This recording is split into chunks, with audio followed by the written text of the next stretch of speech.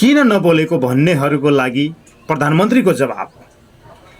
कहिलेकाहीँ देश सङ्कटमा हुन्छ तर राजनीति अझै कपडामै अड्किएको हुन्छ। आज नेपालमा लाखौँ युवाको सपना सुटकेसभित्र बन्द भएको छ। डिग्री नेपालमा लिन्छन् अनि भविष्य विदेशमा खोज्छन्। किसान मोल नपाएर रोइरहेका छन्। सरकारी पीडित सडकमा कराइरहेका छन्। महँगीले जनताको ढाड सेकिएको छ। तर देश यति ठुलो सङ्कटमा हुँदा पनि कतिपयको चिन्ता अझै यही छ। प्रधानमन्त्री कति मिनट संसदमा बस्नुभयो? कालो चस्मा किन लगाउनु भयो? प्रोटोकल किन तोडियो? देश जलिरहेको बेला पनि कतिपयलाई अझै खुर्सी गर्ने राजनीति मन परेको छ। हिजो भाषण धेरै भयो भनेर गाली गर्नेहरू आज काम गर्न खोज्दा स्टाइल र प्रोटोकलमा राजनीति गर्दैछन्।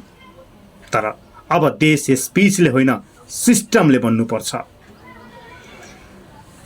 आज समस्या के छ थाहा छ तपाईहरुलाई? काम नगरे अयोग्य, काम गरे तानाशाह, बोले स्टन्ट, नबोले मौन। भ्रष्टाचार विरुद्ध बोले कसैलाई पोल्छ, सिस्टम बदल्न खोजे कसैको सुविधा खोजिन्छ। गाउँ रितिँदै गए, खेत बाँचिँदै गए, आमा बुवाको आँखामा प्रतीक्षाको आँसु बढ्दै गयो। मलाई पीर छ त्यो युवाको जसले डिग्री त पायो तर देशमा भविष्य पाएन। अन्ततः पासपोर्ट बोकेर त्रिभुवन विमानस्थलको लाइनमा उभिन बाध्य भयो। मलाई पीर छ त्यो आमाको जसले चाँडै फर्किनु भन्न पनि सकिन्न। धेरै सरकार बने, धेरै भाषण भए, धेरै नारा बेचिए, समृद्धिको पोस्टर टाँसिए, तर गाउँको युवाले खेत छोडे, शहरका युवाले देश छोडे। देशलाई माइक्रोफोन वारियर होइन रिजल्ट दिने नेतृत्व चाहिएको छ। नेपाल अझै सकिएको छैन। हामीसँग हिमाल छ, नदी छ, उर्वर माटो छ र सबैभन्दा ठुलो कुरा सपना देख्ने युवा छन्।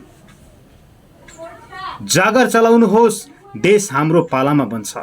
देश दलालको होइन युवाको हुनेछ। सडकमा प्रश्न गर्नु सजिलो छ तर कुर्सीमा बसेर प्रश्न सहनु नै असली लोकतन्त्र हो।